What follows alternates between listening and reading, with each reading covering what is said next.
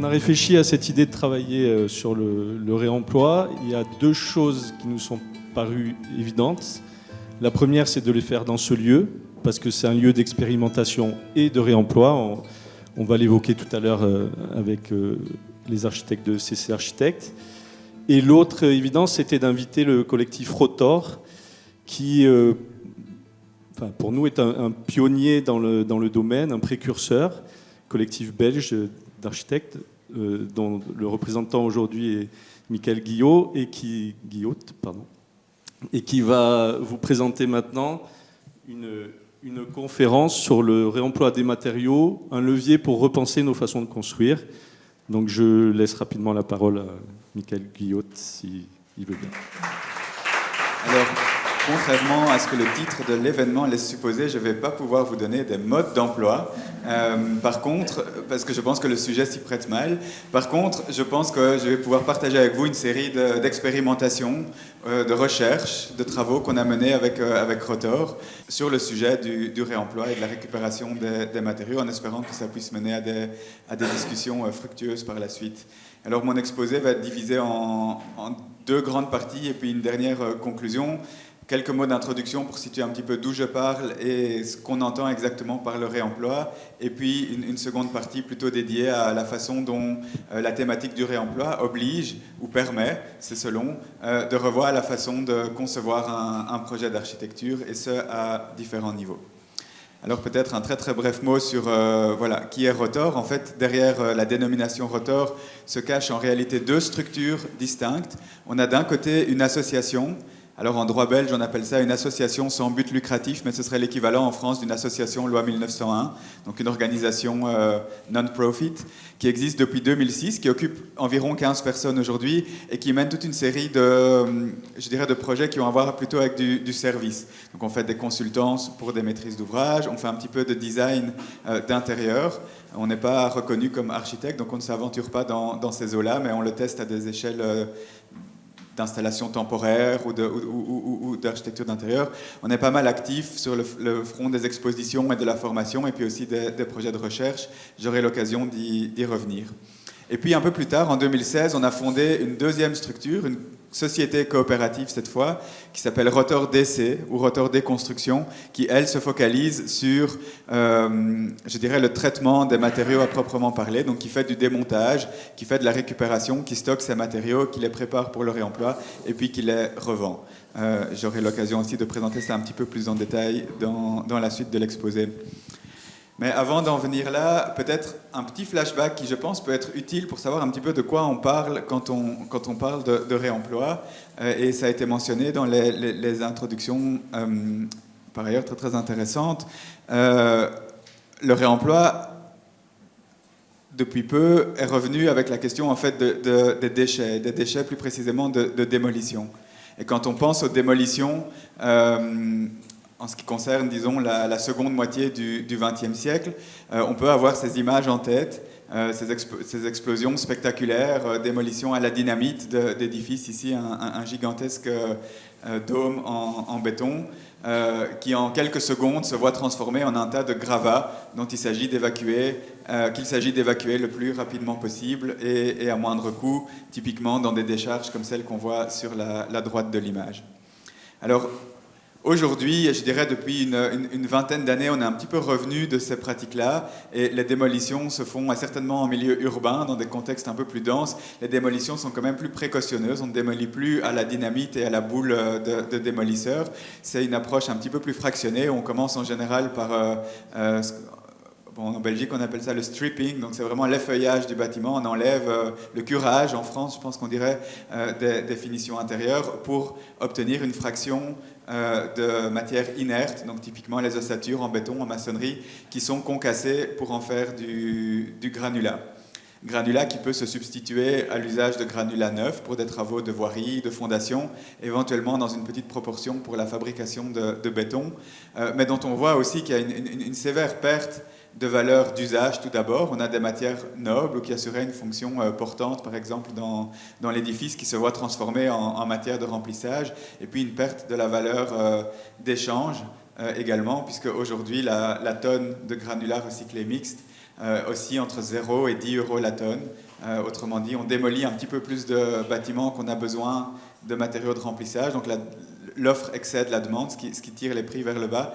Tandis que la valeur marchande de ces éléments-là, s'ils avaient été conservés intacts et s'ils avaient été remis en vente, donc on parle là du réemploi, hein, distinct du recyclage, c'est au moins 1 ou 2 ordres de grandeur plus haut. Alors, si on plonge un petit peu plus loin encore dans l'histoire, on voit que les démolitions pouvaient se passer très très différemment. Je vous ai pêché ici un petit exemple bruxellois de la fin du XVIIIe. Suite à l'incendie d'un palais, vous allez voir, ça va être un motif récurrent dans ma présentation, l'incendie de palais. Ici, c'est le palais des ducs de Brabant qui brûle au début du XVIIIe. Et puis, vers la fin disons en 1778 plus exactement, les autorités publiques décident de dégager ce site pour reconstruire cette partie-là de la ville. Et pour ce faire, elles procèdent de la façon suivante. Elles affichent un petit peu partout dans la ville ce genre de petits placards où vous voyez en fait l'annonce d'une vente publique pour toute une série d'éléments issus de la démolition de certaines dépendances de ce palais. Encore un petit peu plus tard, ici on est au lendemain de la Révolution française, à Liège, dans ce qui constitue en fait les ruines de la cathédrale de Liège, l'un des plus grands édifices gothiques d'Europe, qui a été mis à sac durant la Révolution. Il faut savoir que Liège était une ville de princes-évêques, c'était un peu la double peine, on avait le clergé et la noblesse, donc ils ont payé cher pendant le mouvement révolutionnaire. Le toit en plomb a servi pour couler des armes, et puis les restes de pierre qu'on voit là, c'est ici le détail d'une peinture de l'époque, on voit que ça a servi quelque part de carrière à ciel ouvert en pleine ville pour toute une série de constructions dans les alentours, et aujourd'hui les archéologues parviennent à retracer ces pierres et ces formes de réemploi. Le dessin ici est assez impressionnant parce qu'on pourrait imaginer que les deux personnes à gauche de l'image pourraient être soit en train de faire un croquis, soit peut-être un relevé des matériaux disponibles pour le maîtrise d'un futur projet. Toujours au 19e, on est à Anvers cette fois-ci, même principe, des autorités publiques qui doivent démolir une enceinte moyenâgeuse autour de la ville pour permettre l'expansion urbaine. Et la façon de procéder est toujours une vente publique. Donc, autrement dit, à l'époque, une démolition est une source de revenus pour les pouvoirs publics. On offre aux enchères, on met aux enchères le chantier et les entreprises de démolition payent pour accéder à ce site. Et elles payent parce qu'elles savent qu'en aval de ça, elles vont pouvoir réaliser une forme de profit, soit en réemployant elles-mêmes les matériaux, soit en les commercialisant. Alors évidemment, à Paris aussi, on a pu retrouver et retracer quelques entrepreneurs actifs dans ce domaine. L'un des plus célèbres est Achille Picard, qui avait son entrepôt en plein centre-ville. Ça, c'est aussi un trait assez remarquable. Et vous reconnaissez peut-être à l'entrée de son entrepôt le fronton des Tuileries, qui est un des grands chantiers qui a rendu Achille Picard célèbre. Donc là aussi, pendant la Commune, 1771, les communards brûlent le palais des Tuileries, qui reste en ruine pendant quelques années, avant que les autorités de la ville ne décident de faire évacuer ce chantier. Même principe, vente publique, c'est Achille Picard qui remporte la vente. Et qui va récupérer toute une série de matériaux. Et vous n'êtes probablement pas sans savoir, je m'en suis souvenu en préparant la conférence, qu'une partie de ces pierres des Tuileries ont été utilisées ici en Corse, pas très très loin d'Ajaccio, pour la construction du château de la Punta. D'ailleurs, si quelqu'un a une suggestion pour pouvoir le visiter dans les prochains jours, je suis très vivement preneur, mais j'ai cru comprendre qu'il y avait des nouveaux travaux de rénovation. 1928, toujours Bruxelles, une démolition très regrettable d'un palais du 16e, mais dont on voit le soin et la minutie au niveau du tri des matériaux. Et en fait, si vous prêtez attention, sur l'aile gauche du bâtiment, il y a un petit panneau qui annonce la vente de matériaux de façade. Autrement dit, le chantier, en fait, est un magasin pour toute une série d'acteurs de la construction en ville. Alors, qu'est-ce qui a pu changer entre cette période-là et les démolitions de la seconde moitié du XXe siècle? C'est évidemment un cocktail explosif, sans mauvais jeu de mots, qui s'est mis en place. La mécanisation du travail a bien sûr modifié considérablement les pratiques de démolition. L'arrivée des premiers marteaux-piqueurs, l'invention de la dynamite bien sûr, mais aussi le moteur diesel qui a permis d'articuler des engins de chantier comme cette grue à grappin ou le bulldozer au lendemain de la Seconde Guerre mondiale qui trouve un usage civil dans les travaux de démolition et de terrassement. Tout ça va reconfigurer, disons, le paysage, mais ce n'est pas tout. Bien sûr, les impératifs de rendement, certainement en ville, certainement dans les contextes métropolitains, où finalement la valeur d'un bien dépend beaucoup plus de sa localisation que de la valeur intrinsèque des matériaux qui le constituent. Et donc on voit là par exemple dans un article du New York Times de 1930, un démolisseur qui explique qu'en fait avec la pression du rendement, il n'a plus le temps de récupérer des matériaux, il sauve ce qu'il peut, mais c'est en général très très peu. Alors nous, avec Rotor, ça nous a toujours intéressé de voir dans quelle mesure ces pratiques de récupération et de réemploi qui semblent avoir été largement dominantes dans une bonne partie de l'histoire de la construction et qui disparaissent, disons, dans ce début de XXe siècle et une disparition qui s'accélère après la Seconde Guerre mondiale probablement, comment ces pratiques subsistent malgré tout ici et là. Et donc depuis 2011, on s'est lancé dans un travail quasiment ethnographique qui vise à aller documenter les entreprises qui continuent, qui perpétuent les pratiques de récupération et de revente des matériaux. On a commencé ça avec des subventions publiques octroyées par la région de Bruxelles, mais vous voyez qu'à Bruxelles même, il n'y a aucun revendeur ou de revendeuse qui est situé, donc ils ont été assez fair-play de nous subventionner pour aller faire ce travail dans les régions voisines. Au début, on s'est limité à 1 heure de route autour de Bruxelles, et puis petit à petit, on a élargi le spectre. Notre méthode est simple mais chronophage. On va visiter la plupart de ces entreprises. On essaye de prendre le temps de discuter avec les gérants et les gérantes pour comprendre un petit peu quels sont les matériaux qu'ils récupèrent, quels sont les défis, quels sont les services additionnels qu'ils proposent. Et donc on a sillonné comme ça les routes disons, du Benelux à la recherche de ces entreprises. Et comme vous le voyez dans ces quelques images, déjà il y a une grande diversité à la fois dans les profils et dans les matériaux d'entreprise. Et puis surtout, ce qui nous a frappé, c'est à quel point la plupart de ces entreprises préparent les matériaux. Donc non seulement elles stockent ces matériaux, ce qui est déjà énorme, parce qu'en fait ça permet de faire le lien entre un chantier où les matériaux doivent souvent être évacués rapidement et puis un autre chantier où ces matériaux pourraient être nécessaires. C'est très très rare qu'il y ait une concordance immédiate, donc en fait disposer d'un espace de stockage, ne fût-ce que pour quelques semaines, ça change complètement la donne. Donc ça, toutes ces entreprises le font, c'est le critère pour être sur notre annuaire, c'est de disposer d'un stock, mais elles vont plus loin que ça. La plupart des entreprises préparent, par exemple ici on voit le tri des pavés de voirie selon les types de pierres, selon les dimensions. Il y a aussi du travail de nettoyage pour enlever les restes de mortier, resurfacer des pierres, redécouper des pavés, déclouter les éléments en bois, etc. Puis vous voyez ici un petit aperçu de l'état de la situation aujourd'hui. Donc on a pu aussi étendre récemment ce travail à la documentation des acteurs et des actrices en France, ensemble avec l'organisation Bellastock que vous connaissez probablement. Et toute cette information-là est publiée sur un site qui s'appelle Opalis, opalis.eu plus exactement, où vous pourrez trouver des fiches descriptives pour chacune des entreprises qu'on a pu documenter. Alors ce travail-là, il a aussi été assez séminal dans la création de Rotor DC, donc notre fameuse coopérative, avec un constat qui nous était apparu, c'est que beaucoup de matériaux plutôt urbains qu'on voyait tous les jours dans les containers des chantiers de démolition à Bruxelles, typiquement des matériaux issus de l'aménagement des bâtiments de bureaux ou de grosses infrastructures culturelles ou de bâtiments publics. Ces matériaux se trouvaient assez peu représentés sur le marché de la récupération. Autre constat qu'on a fait, c'est que la plupart des entreprises n'étaient plus situées en ville. Donc, contrairement à Achille Picard, qui avait ses entrepôts à 200 mètres de la place de la Nation à Paris, toutes ces entreprises avaient été quelque part chassées vers les terrains moins chers dans le hinterland autour des métropoles. Et donc, nous, on s'est dit, il y a peut-être quelque chose à jouer là et essayer de réinscrire l'activité de récupération et de réemploi en milieu urbain. Et ça, c'est un des défis auxquels fait face cette coopérative, donc Rotor DC. Alors ici, c'est une tentative de vous montrer où on est situé. Vous devinez vaguement le centre d'affaires et le centre-ville de Bruxelles.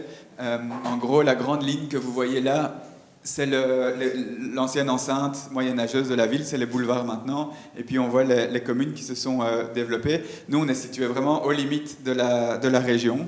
Donc, on est encore en ville, mais tout juste. Et on a un ancien site dans un petit zoning d'affaires qu'on a pu récupérer et réhabiliter. Voilà quelques images du site. Donc au fil des temps, on a constitué un stock relativement important. On va le voir, hein, la logistique, c'est évidemment une grosse partie de cette activité-là. Et aujourd'hui, Rotor des Constructions est structuré autour de 3 grands pôles d'activité. Il y a d'abord un pôle qui s'occupe de l'acquisition des matériaux. Alors si au début on était très proactif et on contactait les entreprises ou les propriétaires de bâtiments, de plus en plus on est maintenant contacté avec des propositions, donc c'est devenu plutôt une gestion de flux de propositions entrantes, comme ce genre de petits mails ou de messages qu'on reçoit quotidiennement. Et bien sûr on continue à ouvrir l'œil et à discuter avec des entreprises et des propriétaires.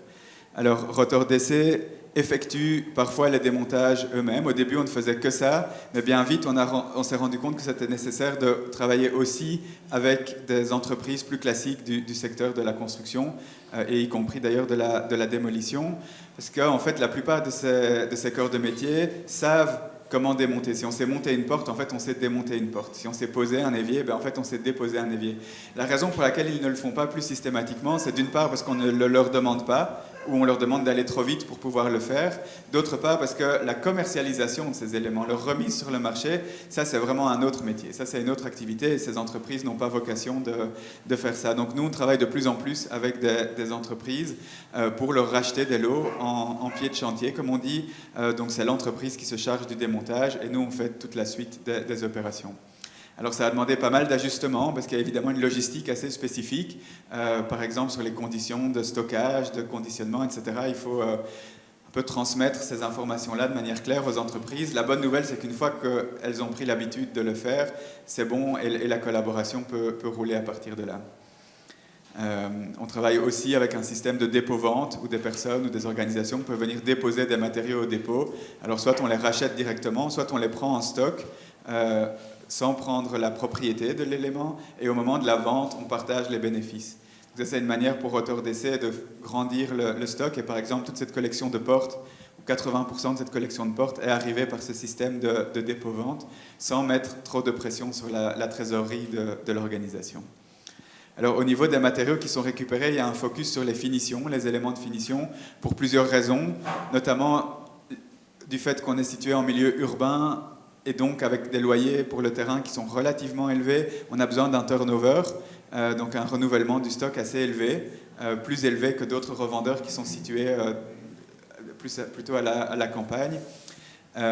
Mais aussi parce qu'en fait, par principe, on essaye de travailler avec des projets qui font plutôt de la rénovation, c'est-à-dire qui essayent de conserver au maximum le bâti existant et donc qui se retrouvent plutôt à travailler avec des éléments de finition. Alors de temps en temps, on a des pépites, comme cette porte ou cet ensemble de portes ici absolument unique. Dans d'autres cas, on a des pépites qui sont plutôt liées à leur grand nombre. Ici, on a eu pendant plusieurs années, et peut-être on aura encore bientôt, des caches radiateurs en contreplaqué courbé, recouverts d'une couche de mélamine. Ils sont absolument partout, dans tous les immeubles de bureaux des années 60 et 70.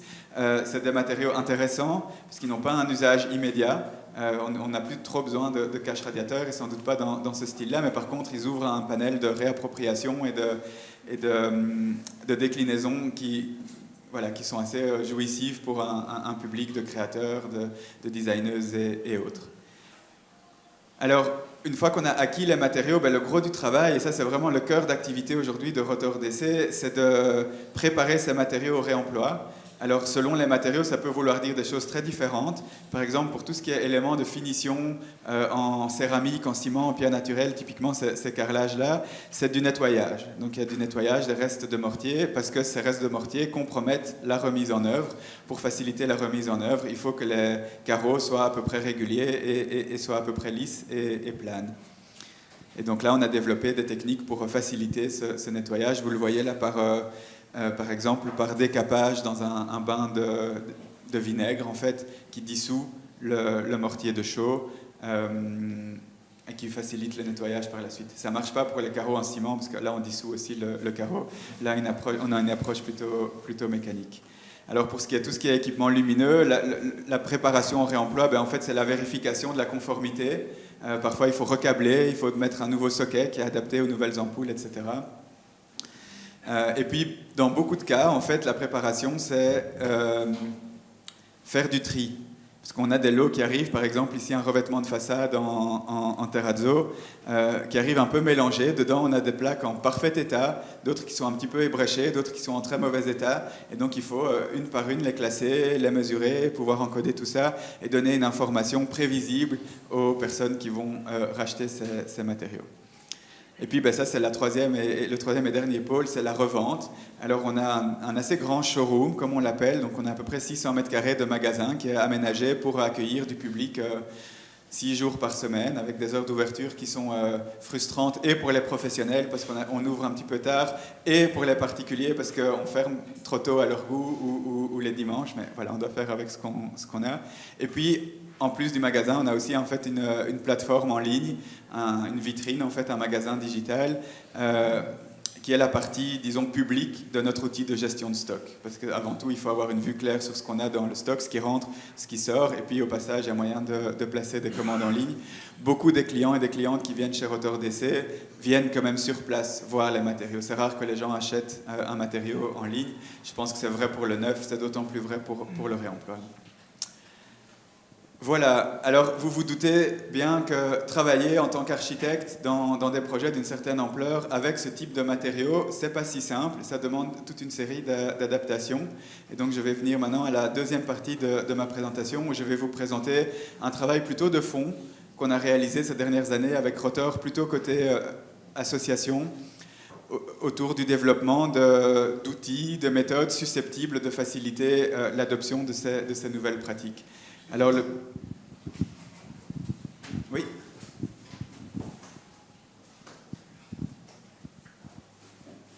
Oui, bonjour, une question avant de passer à cette partie-là.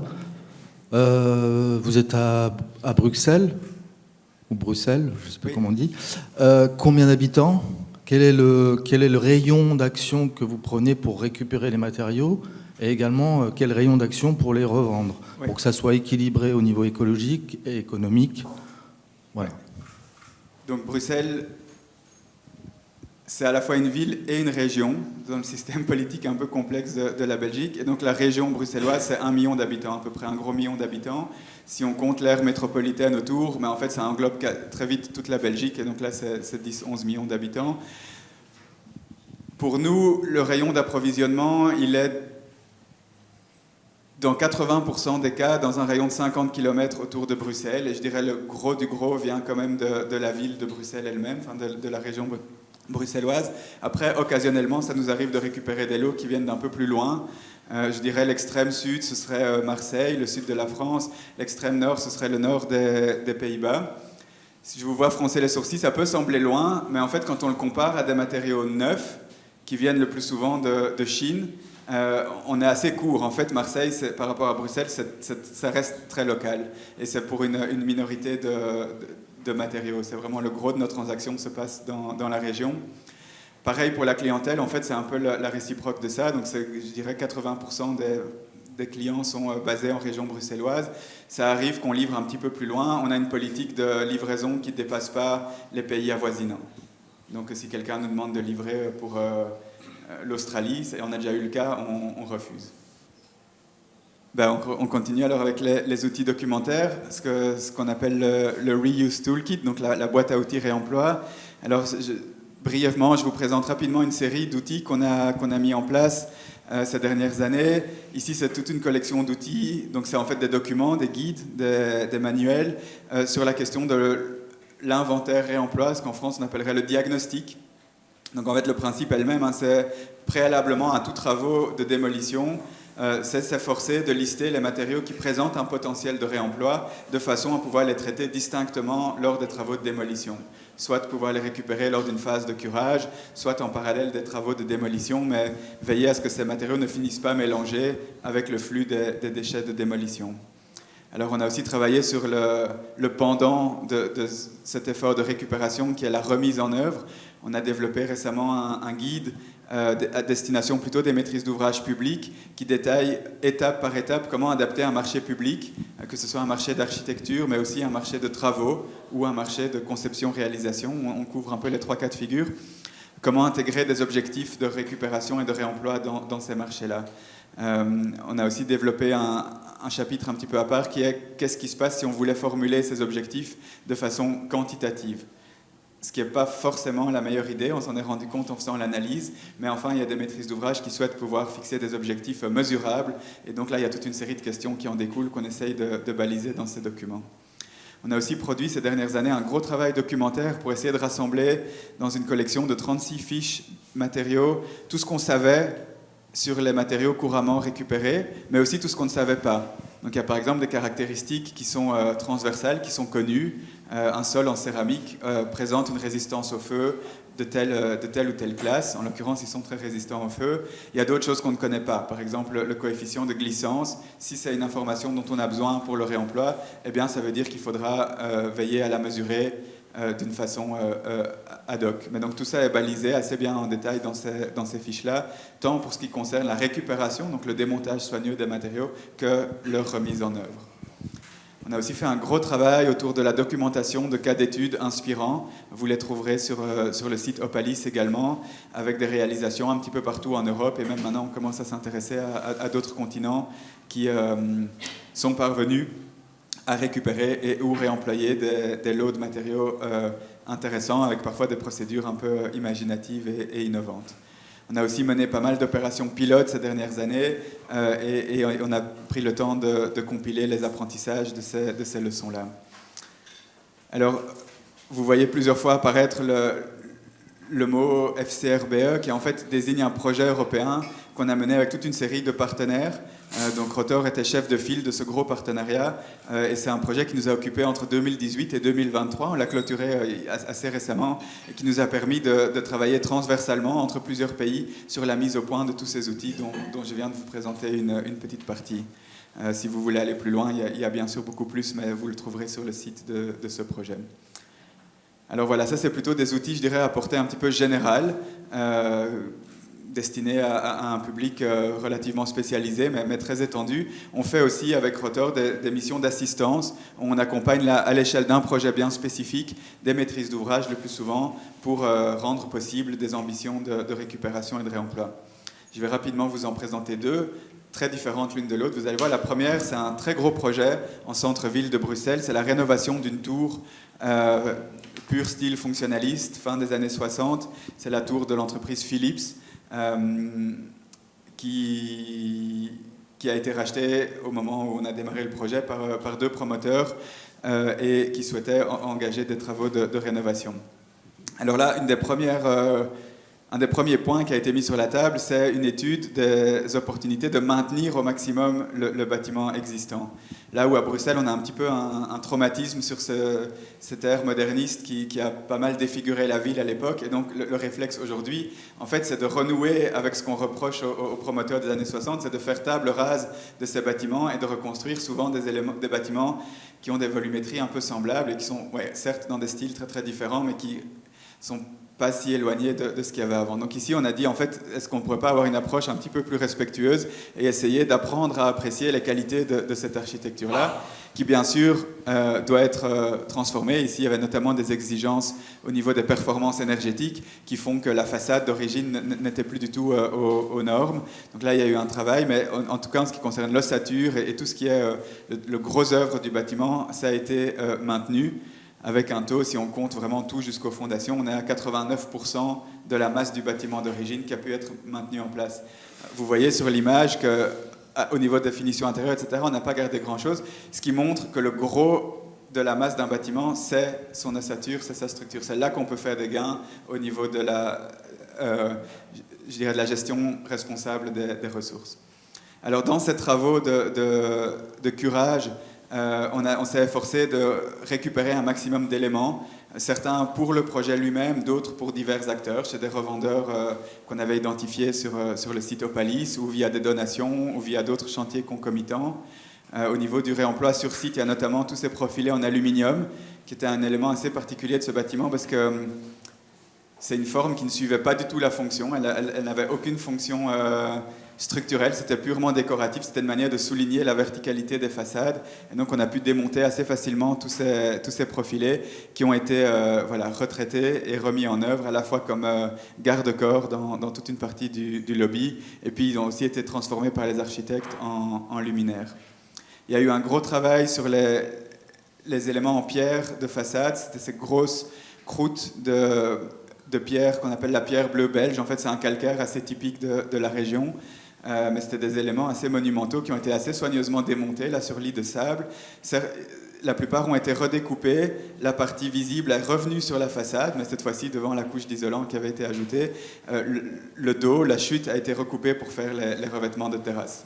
On a aussi essayé d'utiliser ce projet pour stimuler le secteur local du réemploi. Donc il y a eu des lots qui ont été commandés à des fournisseurs, à des revendeurs de matériaux. Par exemple, ici, un très gros lot de nouveau de la pierre bleue qui vient de la rénovation d'une place publique à Bruges, donc une ville qui est située à peu près 1 heure de Bruxelles et qui a été remis en œuvre dans le lobby de l'immeuble. Il y a également eu un travail autour de la récupération et de la remise en œuvre du granit, pour ne vous citer que ces quelques exemples. Et puis une autre mission d'assistance qu'on a menée, cette fois-ci sur une échelle beaucoup plus petite. On est sur un ensemble de bâtiments que vous voyez ici sur la vue aérienne, qui fait à peu près 3000 m² en surface, très hétéroclite, des maisons de maîtres en façade, sorte d'entrepôts qu'on appelait, sans rigoler, j'ai peut-être un laser en fait ici, voilà, la frite, le château, qui est un gros bâtiment du début du XXe siècle, et puis ici, les maisons en voirie, sauf celle-là. Donc ça, c'est un petit peu le village d'Astérix. C'est un voisin qui est complètement envahi par une organisation qui s'appelle Zinneke, qui est un acteur assez important dans le tissu socio-artistique bruxellois. Donc c'est un projet pilote qui a bénéficié de subventions régionales et européennes pour sa rénovation. Et un des objectifs, c'était de pousser au plus loin les ambitions de maintien de l'existant et de réemploi des matériaux. On a mené 1001 expérimentations dans ce projet. Je ne vais pas toutes vous les raconter, mais je vais faire le focus sur un exemple qui, je pense, sera parlant. C'est le réaménagement de ce petit patio qui, dans le nouveau projet, devait être un petit peu réadapté pour qu'on puisse mieux accéder au sous-bassement, en fait, au niveau semi-enterré. Donc dans les tout premiers croquis des architectes, il y avait vous voyez cet escalier un peu monumental, puis qui, dans une évolution du projet, est devenu cet escalier coulé en béton avec cette forme un peu courbe. Dès le début, en fait, on savait que c'était un endroit où on essayerait de trouver un escalier de réemploi, mais évidemment, quand on dessine, on n'a pas encore en tête l'escalier en question. L'escalier en question s'est manifesté très tard dans le processus, à quelques jours de remettre le dossier de permis de construction. On a tout à coup eu l'opportunité de récupérer dans un atrium de bureau situé à 1 km de là ce très bel escalier en acier qui avait cette courbe qui n'était pas sans évoquer ce que les architectes avaient dessiné, même si la courbe, le rayon de courbure est dans l'autre sens. Et donc là, patatras, pour les architectes et toute l'équipe du projet, il faut se remettre au travail, réouvrir ce dossier qu'on pensait archivé et commencer à faire des tests en grandeur nature, voir si cet escalier va fonctionner, des petits croquis, etc.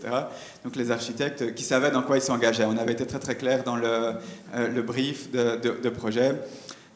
Ils ont réadapté le projet autour de cet escalier qui est donc arrivé en pièces détachées, vous voyez ici la livraison, et puis qui a été remis en œuvre en partie par l'entreprise générale, en partie par les équipes de Zinneke, qui en fait a un programme de formation sur le travail de l'acier justement, et donc c'était un cas d'étude assez intéressant pour eux. Et vous voyez ici un peu le choix des finitions, du raccord à l'existant, etc. C'est vraiment eux qui l'ont fait pour un résultat un petit peu étrange, mais au final assez efficace. Alors, brièvement, pour changer un tout petit peu de casquette, un petit projet dans lequel on a agi comme concepteur pour vous montrer encore au niveau vraiment des processus de conception ce que le réemploi fait au travail d'architecte ou de designer. Donc on avait été invité par un festival qui s'appelle Horst, qui se passe à quelques kilomètres de Bruxelles et qui a pris l'habitude chaque année de faire une commande à des architectes pour des pavillons. Vous voyez un petit peu le type de pavillons qui ont été faits. C'est des grands noms, c'est des pavillons très intéressants avec un niveau de créativité souvent très, très élevé. Donc nous, on était les prochains sur la liste, ce qui met pas mal de pression pour être honnête. Le site qui nous avait été alloué, c'était dans un ancien site militaire, c'est là où le festival a lieu. C'est cette espèce de déclivité qui était en fait un ancien bassin de protection pour une cuve de mazout. Vous devinez encore au milieu ici la trace du silo, et en fait le bassin, grosso modo, a le volume de cette cuve. En cas de fuite, ça remplit ce bassin et ça évite les pollutions de sol. Alors notre tout premier réflexe, quand on a une commande de design, c'est d'aller voir ce qu'il y a chez nos collègues de Rotor Déconstruction. On est juste au-dessus du stock, on voit passer quotidiennement des matériaux, donc ça titille évidemment l'imagination et la créativité.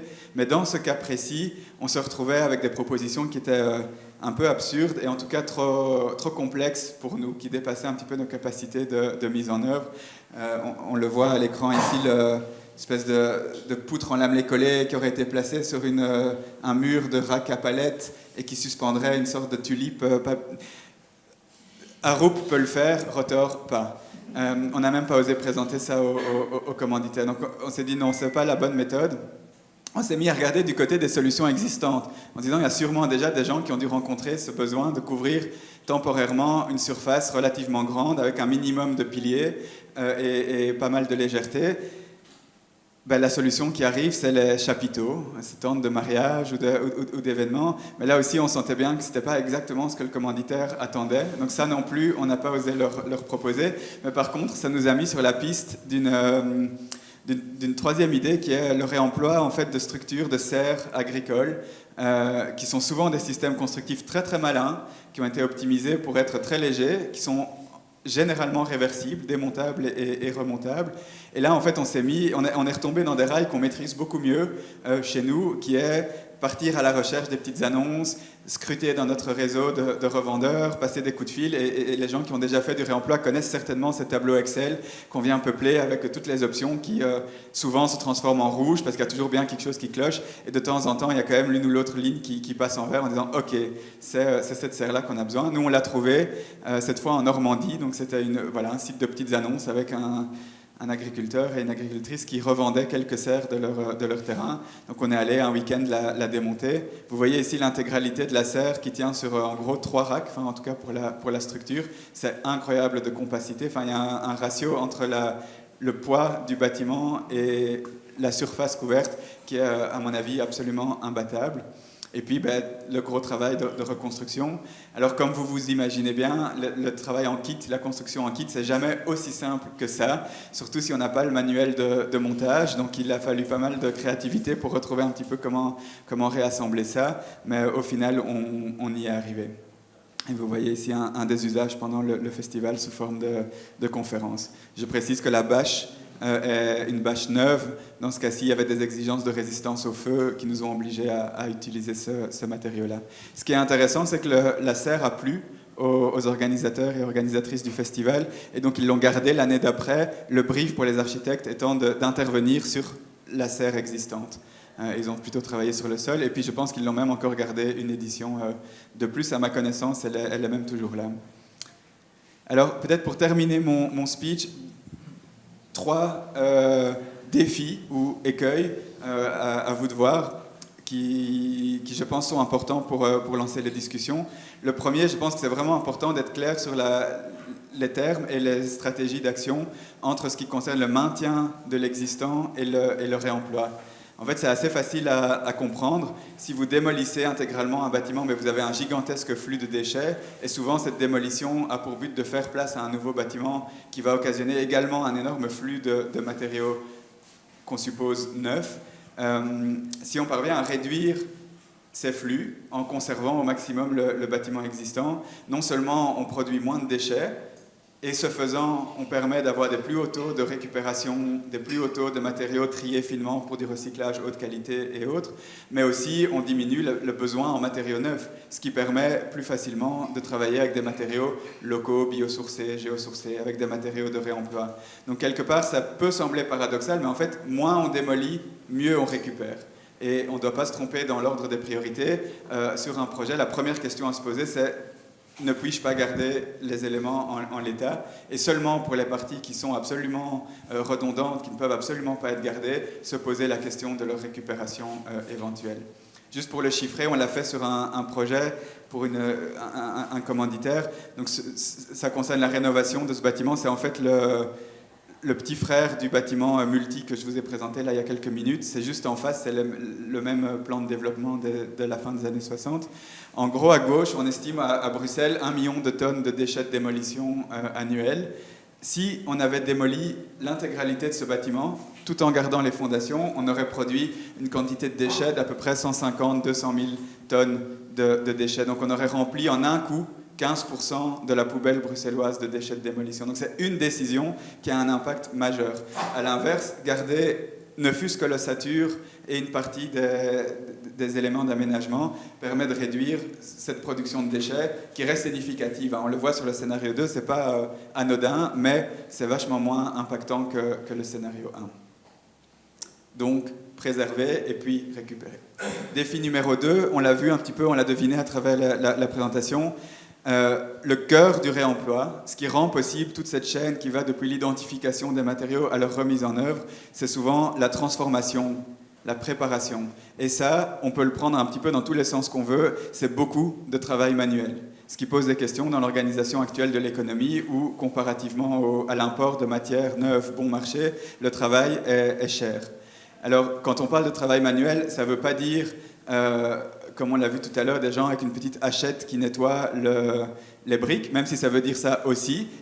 Il peut y avoir une certaine forme d'automation, de mécanisation. On le voit chez beaucoup de revendeurs avec une sorte de développement semi-industriel. Et ça, c'est un point à garder en tête. C'est aussi un point à garder en tête parce que aujourd'hui, il y a une espèce de flambée de propositions de digitaliser la circularité ou de développer toute une série de solutions digitales. Souvent, ces solutions font un petit peu l'impasse sur le cœur même de ce que fait le réemploi, qui est le conditionnement et la préparation des matériaux. Pas pour dire qu'il n'y a aucune solution digitale qui est bonne, il y en a certainement qui peuvent aider, mais peut-être mettre les choses dans le bon ordre et développer des outils et des solutions qui répondent aux besoins du secteur et pas l'inverse. Un autre élément à prendre en compte autour de ces questions-là, ça on l'a vu en faisant une analyse statistique du secteur de la récupération en Europe, c'est que l'immense majorité des entreprises sont des petites et quelques-unes des moyennes entreprises. Donc c'est une réalité économique qu'il s'agit de prendre au sérieux, parce que ça veut dire que ce n'est pas des entreprises qui ont la capacité de faire des investissements gigantesques dans des grosses machineries ou dans des équipements qui les endetteraient pour plusieurs générations. Donc il y a une question d'échelle à trouver. Et ça, c'est en fait le troisième défi. Je pense que le réemploi pose une question d'échelle.